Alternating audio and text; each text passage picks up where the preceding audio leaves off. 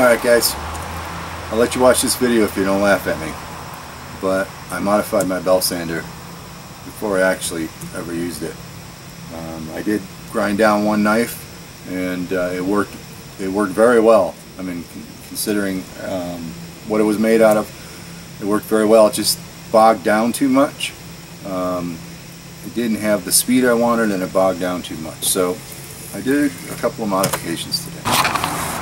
Alright, let's start with some of the minor mods that I did today. So I put in a beefier spring. I didn't have enough tension to get that belt nice and tight, so I put in a beefier spring.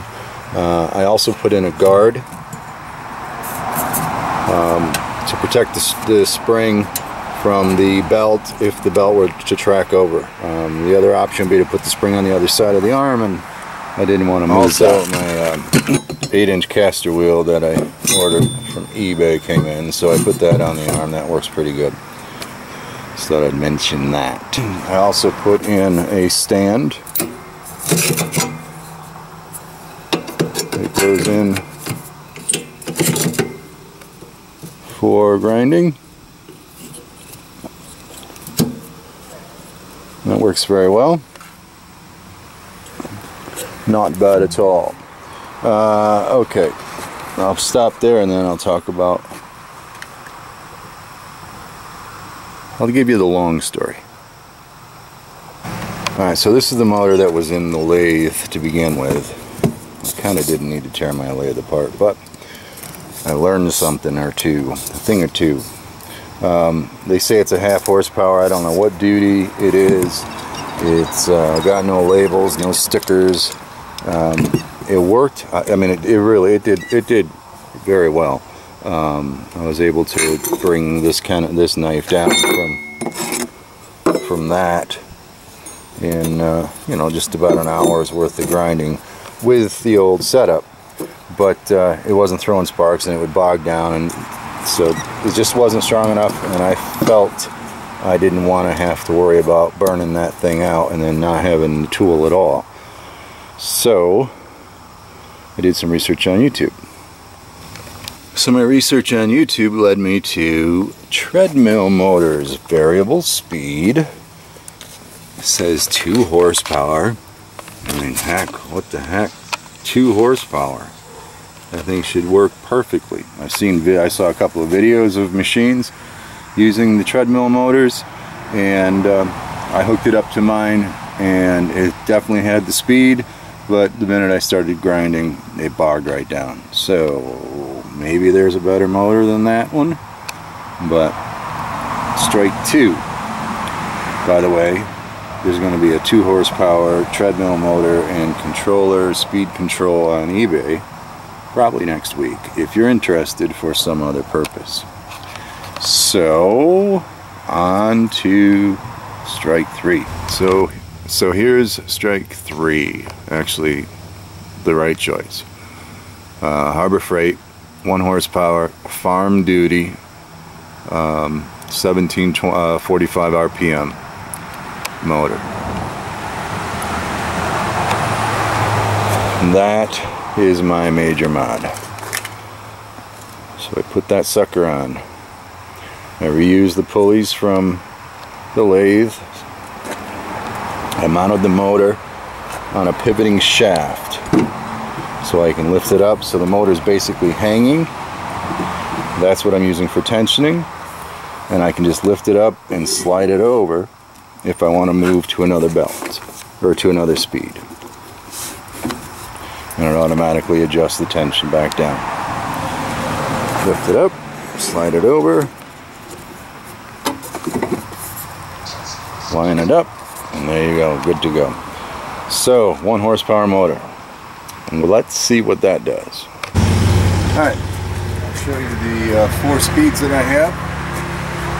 We'll go with the slowest speed first.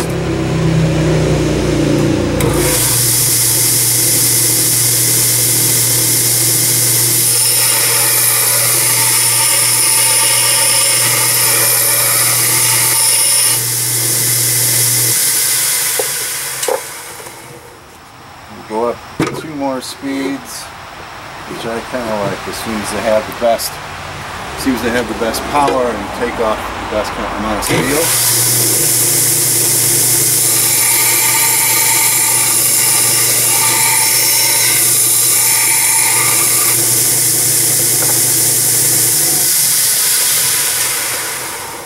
Probably where I'll do most of my work, but if you want, we can go up to top speed.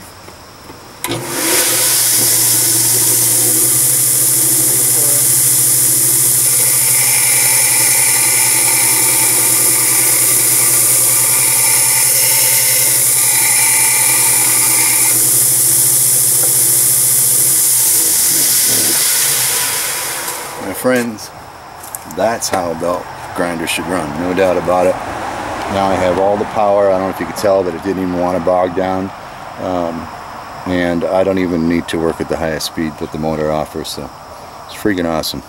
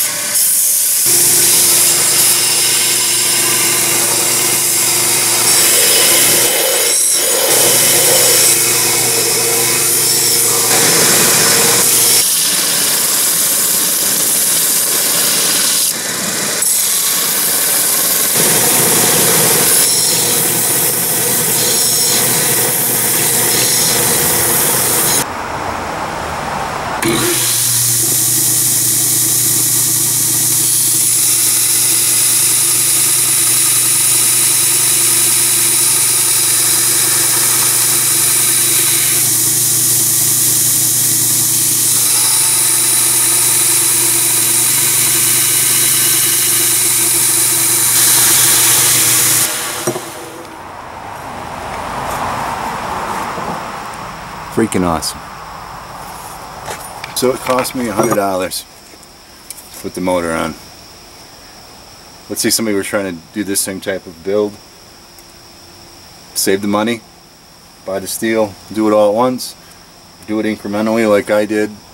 Hopefully not the next day or the next couple of days, but that 1 horsepower farm duty, not the compressor duty, motor is a very good $100 investment. I love it. Alright, again, curiosity kills the cat. I was quite interested to figure out what kind of belt speeds I was getting because I hadn't done the calculations ahead of time.